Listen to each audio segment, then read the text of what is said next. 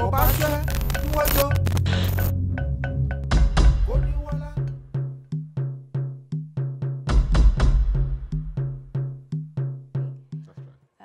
want to know what the NCP would do differently to get Nigeria to where it should be from what we have from PDP and APC. Okay, let me thank you for having me. Strategically, what the NCP will do is to build its pillars on the Nigerian youth. The campaign that's already going on now, which is the narrative, is that Nigerians are tired of the older recycling of our leaders. You look at Jerry Ghana, who has served as a minister, he's still at the corridor of power. You look at Danjuma, who has served in the military, he's still at the corridor of power. You look at Babangida, who has served, is still at the corridor of power. You look at Absalam Abubakar, he's still at the corridor of power. A whole lot of others like that. These are our leaders. They started at the tender age, some of them at the age of 30. As of today, they are above 60 years old, but they are still within the corridors of power. What have they left for the Nigerian youth? Virtually nothing. And when you look at the agitation that's going on around the country, when it started in 1993, OPC, youth base, Biafran agitator, youth base, Boko Haram, youth base, Niger Delta, youth base. And it's because of the total neglect of the Nigerian youth which has led to this particular agitation. So the NCP now is building his campaign on the Nigerian youth. You remember when we started as a party in 1994, we were speaking with the university students. We have sales groups in all the universities. And so today, strategically, we reenacted that particular strategy. I've been speaking with the Nigerian university students. I've been to Lagos, I've been to Uyo, I've been to Kaduna, I've been to Zaria, I've been to Kano, I've been to Sokoto. All our campaign is now based on the Nigerian youth. So let us form a kind of critical mass to change the system. Some of your members vying for political positions in Lagos were not registered by the Lagos State Electoral Commission last year. Do you think this is a ploy by the electoral body to discredit your party? No, not to discredit. It's to strangulate us not to contest because they know that we have credible candidates who can outsit them and probably expose some of those particular misgovernance of the ruling party in Lagos. Let me give you a simple explanation. When we started in 1994 as a political party, the NCP, led by our indefatigable leader, Khalifa Wemi, opened up the political space. We went into government, to court. We're not registered. We started all of these political parties that you are seeing that are beneficiary of our own struggle. Okay. We're the only group of individuals, that time we were called the conscience, open up the space, contest elections in 2003. We were not even registered until 2003. When we were registered in 2003, we took the issues to court. INEC used to charge money for contestants. They will charge you about 1 million, 1.5 before you can contest election.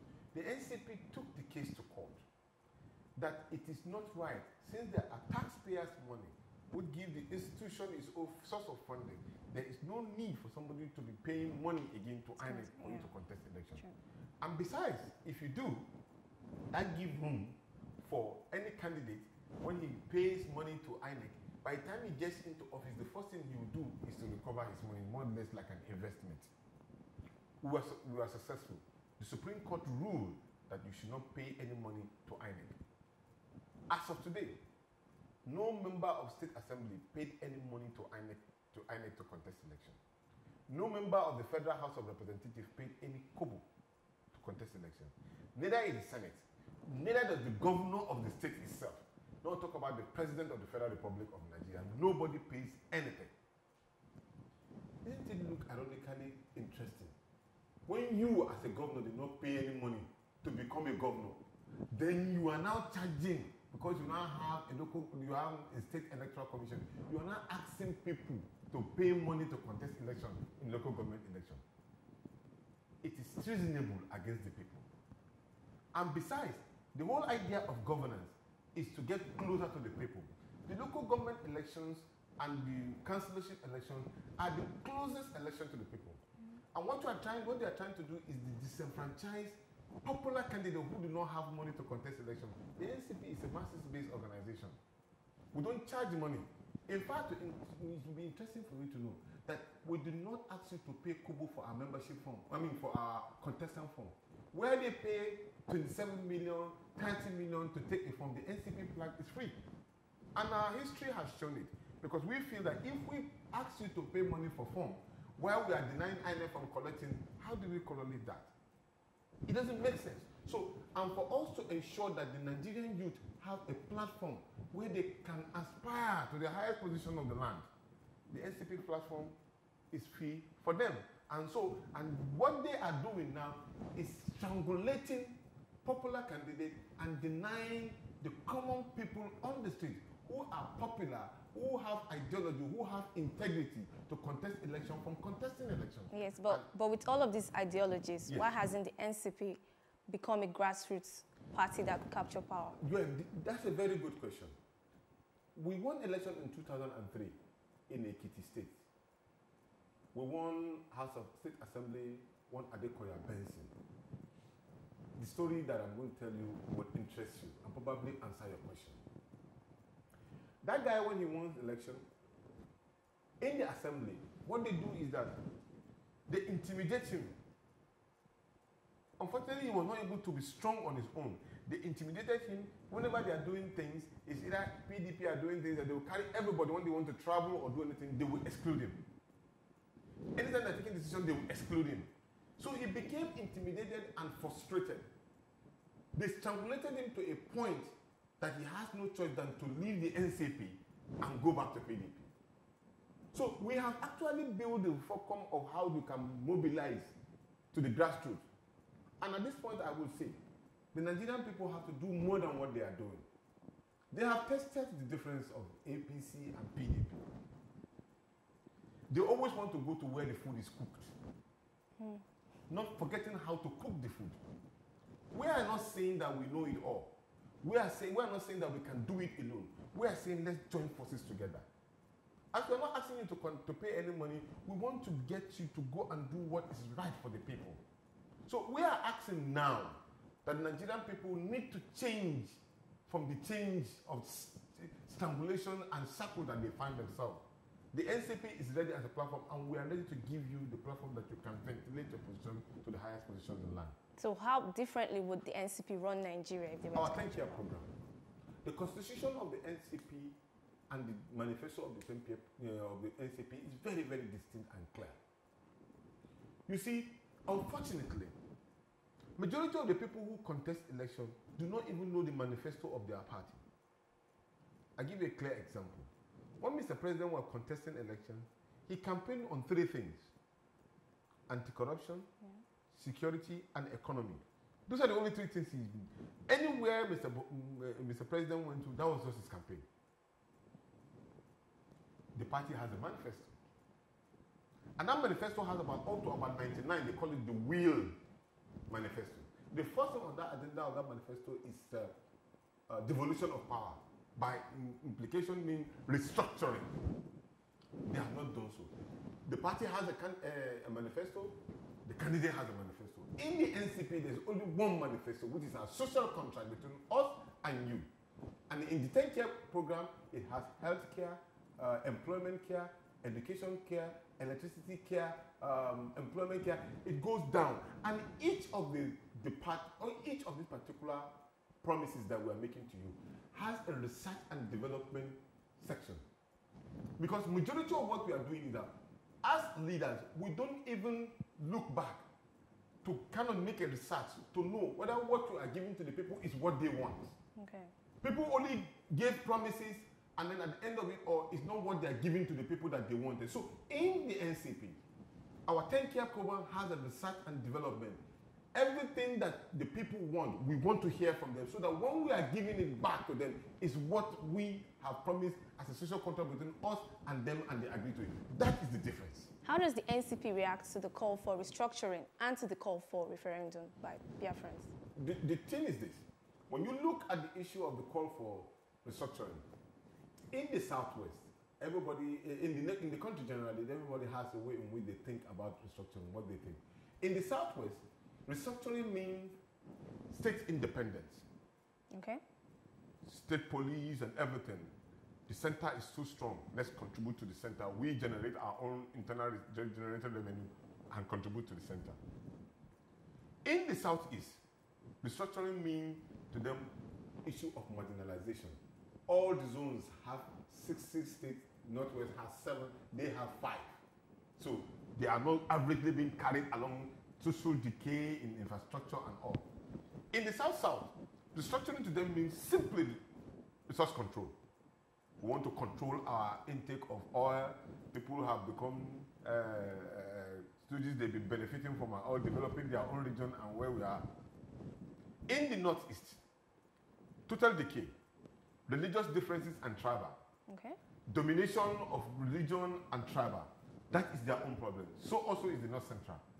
In the Northwest happen to be those who believe more in the unity of this country.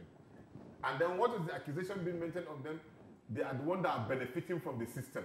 Okay. They don't want to restructure the person because they are the one too much in population, so they want to continue to lord over themselves over others. But forgetting that also, at a point in time, the Northwest too has contributed to the development of this country. We remember the cocoa from the Southwest, we remember the curtains and the North, the Grand Pyramid and all. So, time can change. Today, God can give you resources. Tomorrow, He might deny you. But the most important thing about it is that, for us in the NCP, it's about the people. Governance has left the people. When you go to the North, what you see is total poverty. I don't know any of you who have traveled up north to the Northeast, and so you see landmass, you see people. To feed becomes a problem. The Almajiri poor way of living is still dominant. And that is why Ghani becomes different from most of Nigeria.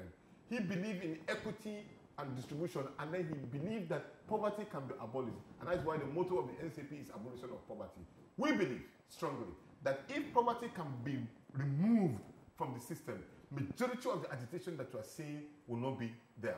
So there must be fairness, equity, and justice for all. There's not going to be difference because a poor man in the North is not different from a poor man in the South. Neither is it a poor man from the West different from the poor man in the East. So there must be equitable distribution of resources. We believe strongly also too that where the golden egg is being laid should be taken care of. Our people in the South have not been fair to their own people too. Because if you give a Jigawa man 1% of the total revenue generated in the country, you give a South person 13%. What has happened to that 13%?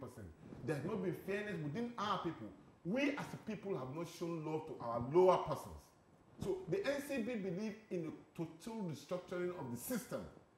The system must be restructured in such a way that every Nigerian, as a civil servant, there's no justification that you will retire from an office after serving for 35 years. Within the 5 years in which you resign, you are still waiting for gratuity and pension. Even at the process, you die in it. It doesn't just look right. And what would you say to all the children that were being given back to without total care?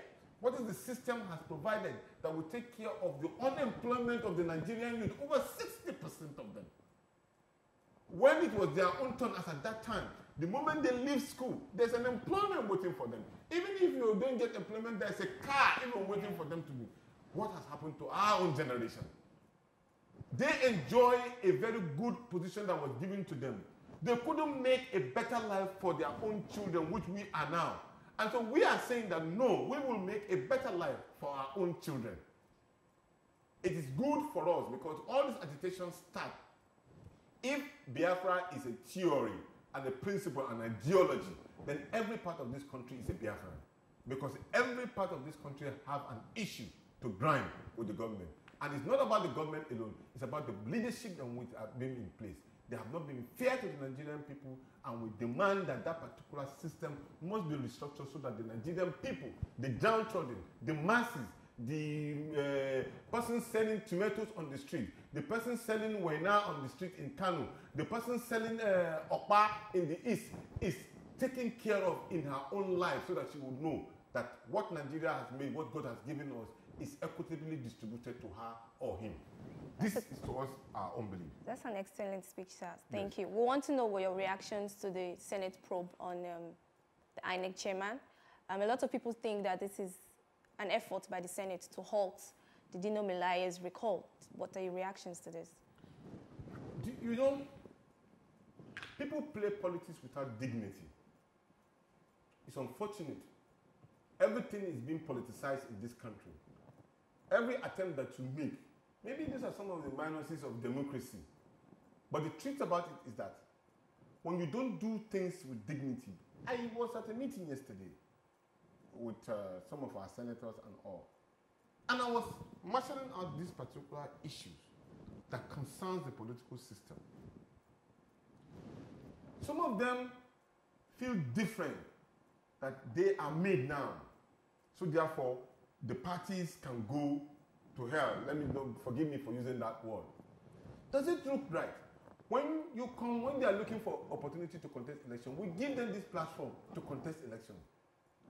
Now, whenever they get the position, they will forget about the political party. It's completely. It's just like you when your mother gave birth to you, that you find it difficult to give her food to eat. Are you being fair? No. That is the situation in this country. They are there amassing so much wealth at the advent of their own political party. And when the political party even speaks to them as regard to what they are doing is wrong, they feel that you are infringing on their rights as an individual. But meanwhile, the contract between you and us as a political party is that before you take our platform, you are to abide by our constitution and our manifestos and our way of doing things, what we believe in. So even if you have a differences, bring it back to the fore. They are even challenging the quality of leadership, and they don't come to meetings. Majority of them who are elected, they don't even come back to the meetings within the party. Not to talk about even going back to their ward. So the scenario of Dino, very clear. He's been vocal. Some of his positions have not been very, very nice to hear. Some of it doesn't show a gentleman way of doing things. And some of it, of course, may have hit the nail on the head on certain things, but the way in which it's being carried sent a wrong signal to the populace, and then probably the issue is no more than the differences between him and the governor that they made. And the governor is feeling that he has all the power and to recall him, so they involve in this process of recalling. That doesn't have to do with INEC. With all due level of sincerity, I think INEC has shown a level of being fair to all. The moment the recall was sent to them, they took action. And the moment that they even gave a timetable. Some even felt that probably INEC is collaborating. Yeah. You know? But no, INEC is just trying to say, let us do the right thing. If you have any issue that you feel probably the process is wrong, go to court. And when they went to court, then the court gave a pronouncement, they respected it. That means that they are following the laws of the land. So for them to now start talking about investigation is more or less like intimidation. I think they should go back and do their homework. First of all, Dino needs to find a way of talking to his people. Let them understand him. Is he connecting with them? I think there's a problem there. If you are connecting with them, you will have been the voice of the people. If Yahya Bello is not doing what he's supposed to do, which a lot of people too are passionate, you could have even mobilized people to even unseat him or to talk about impeachment if they go along with you. It's about constructive deliberation and discussion. But I think infringing on INEC and trying to paint INEC as a wrongdoer in this particular process, I think it's unfair. Thank you very much, sir, for joining us. Thank you.